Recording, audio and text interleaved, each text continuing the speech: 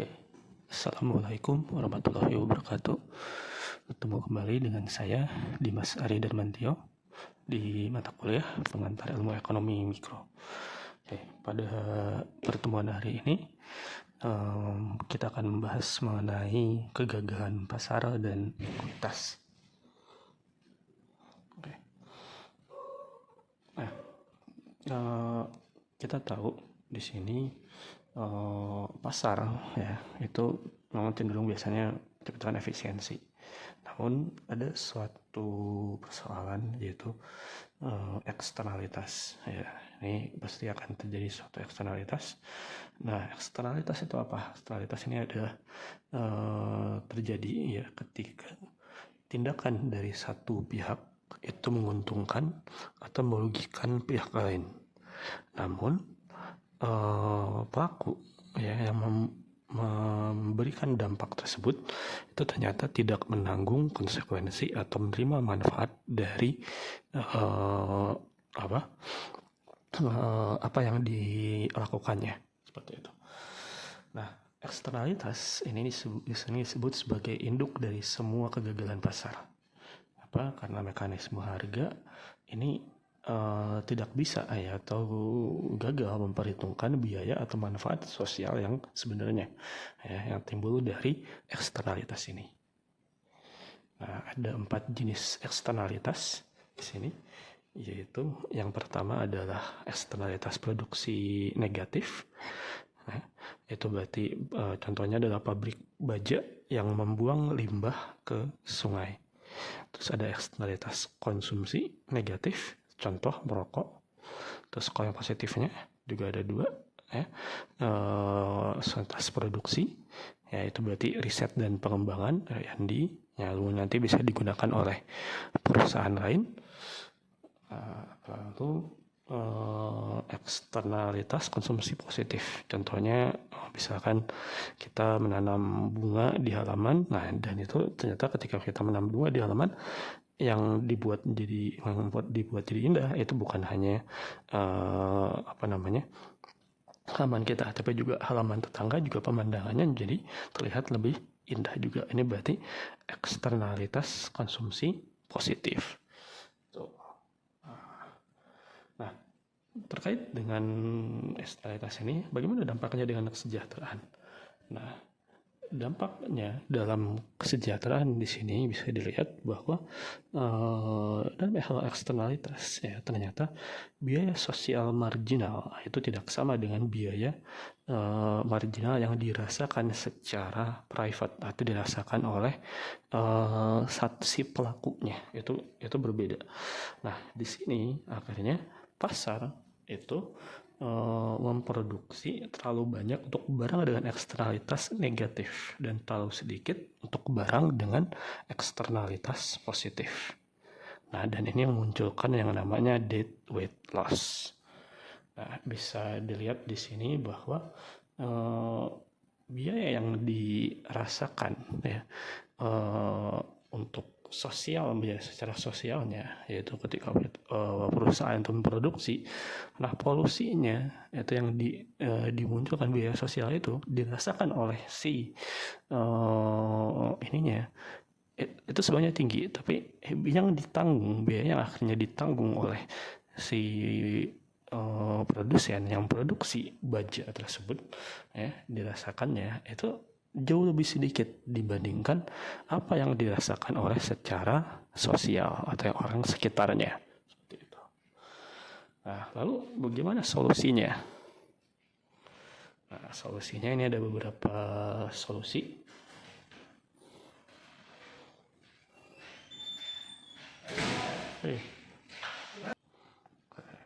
Nah, ini ada beberapa solusi yang bisa dilakukan. Nah, yang pertama itu adalah pajak Pigovian atau pajak korektif.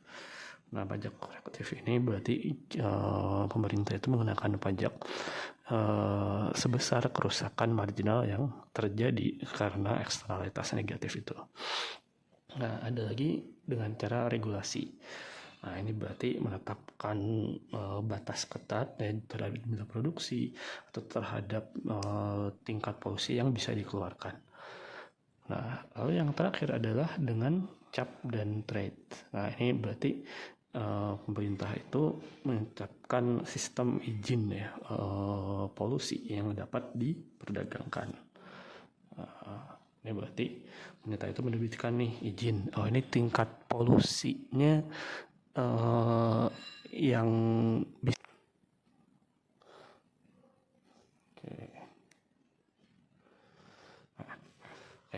Hal lain yang perlu diperhatikan ya, terkait dengan di dalam ekonomi ya, itu adalah adanya ketidakpastian ya dan dalam pengambilan putusan. Nah, di sini secara konsep dasarnya kita melihat bahwa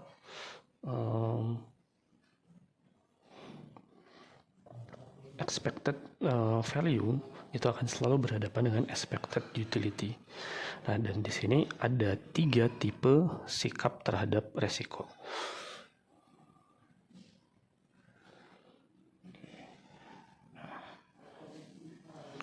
Yang pertama itu adalah risk averse. Ini memiliki fungsi utilitas cekung konkav, di mana di sini nilai setiap per tambahan rupiah saat menang ya itu lebih kecil dibandingkan kesedihan karena kehilangan satu dolar atau 1 rupiah. Ya, itu ini risk averse. Oke. Nah, ada lagi risk netral. Ini fungsi utilitasnya itu linear. Ya, ini hanya peduli pada nilai harapan terhadap uang. Nah, kalau kita lihat di sini, ini yang kalau enggan beresiko itu yang biru ini. Nah, sementara yang netral itu yang titik-titik merah. Nah, ini ya. Oke. Nah, sebenarnya ada satu lagi yang memang di sini tidak ditunjukkan, yaitu adalah risk laughing. Ini memiliki fungsi utilitasnya itu cembung. Ya, ini biasanya untuk orang yang bermain lotre. Nah, misalnya kenapa? Karena orang bermain lotre itu walaupun peluangnya sangat kecil, tapi terus berusaha mengambil resiko. Dan, nah, kenapa seperti itu? Nah, kita lihat di sini. Nah, sini kan expected value versus expected utility. Oke. Nah, ketika risk averse ya itu berarti expected value-nya itu memang lebih kecil dibanding expected utility. Nah, di sini menunjukkan ketika kita bicara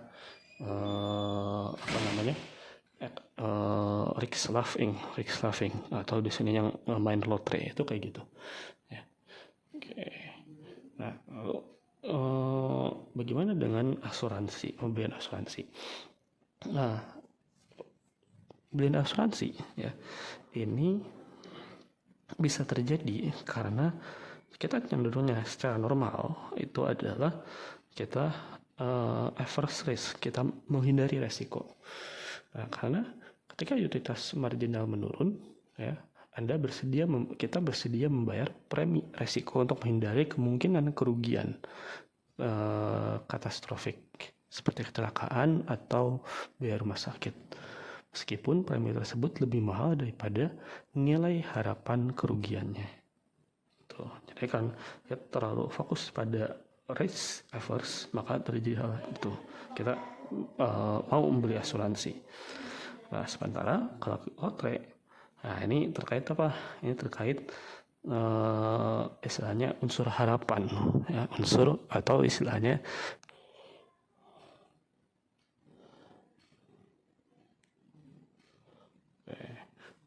masalah lain ya dalam kegiatan pasar adalah asimetri informasi. Ini adalah masalah lemons. Nah, ini jadi terkenal ya, ini dari George Akerlof. Dimana ada sebenarnya di sini ketidakseimbangan informasi antara pembeli dan penjual.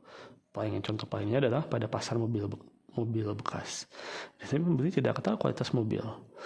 Nah, dan pembeli itu hanya berani membayar harga rata-rata, sehingga penjual menjual mobil berkualitas tinggi keluar dari pasar di sini bisa runtuh. Jadi istilahnya di sini ketika ada ketidakseimbangan informasi ya, di mana penjual di sini jauh lebih tahu dibandingkan pembeli, dan pembeli akhirnya itu hanya bersedia membayar dengan harga rata-rata.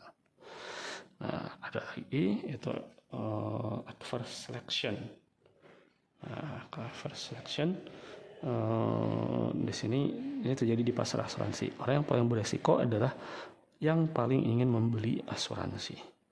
Ini seleksi yang merugikan ya. Oke.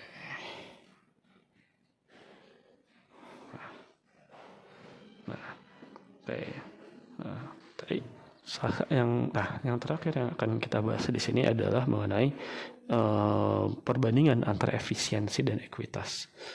Oke, kita tahu bahwa ekonomi itu sangat menekankan pada efisiensi. Namun kita harus tahu bahwa di masyarakat sendiri ya, itu bukan hanya peduli pada berapa besarnya kue yang dibagikan, tapi siapa yang mendapat bagian, jadi ekuitasnya ya, pembagiannya seperti apa. Nah, namun ada analogi Ricky Bucket ya, ini dari Arthur Akun yang menyatakan bahwa ketika ada redistribusi kekayaan dari kaya ke yang miskin, pasti ini akan mengalami kebocoran, ada biaya efisiensi yang terjadi. Kenapa? Karena di sini ketika pengen dibagikan ke yang miskin, berarti kan harus ada pajak. Nah, ketika ada pajak tersebut, ketika pajaknya terlalu tinggi, ya itu mengurangi motivasi kerja dan menyebabkan ketergantungan pada subsidi.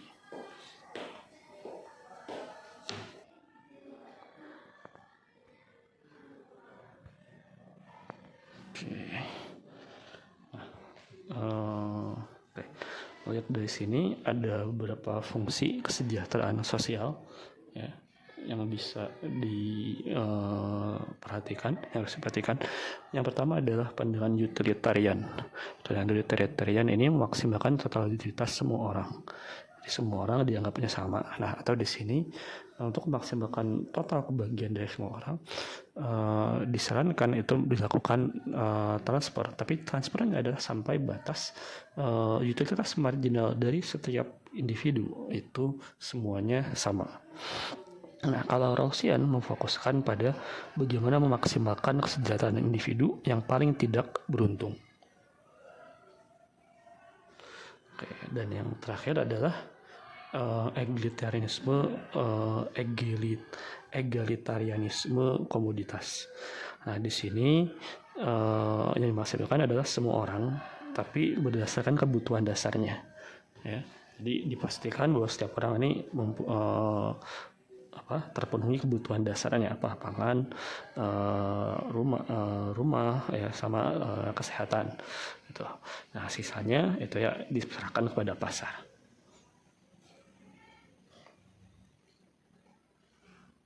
Oke, itu saja yang bisa saya sampaikan. Terima kasih atas perhatiannya. Assalamualaikum warahmatullahi wabarakatuh.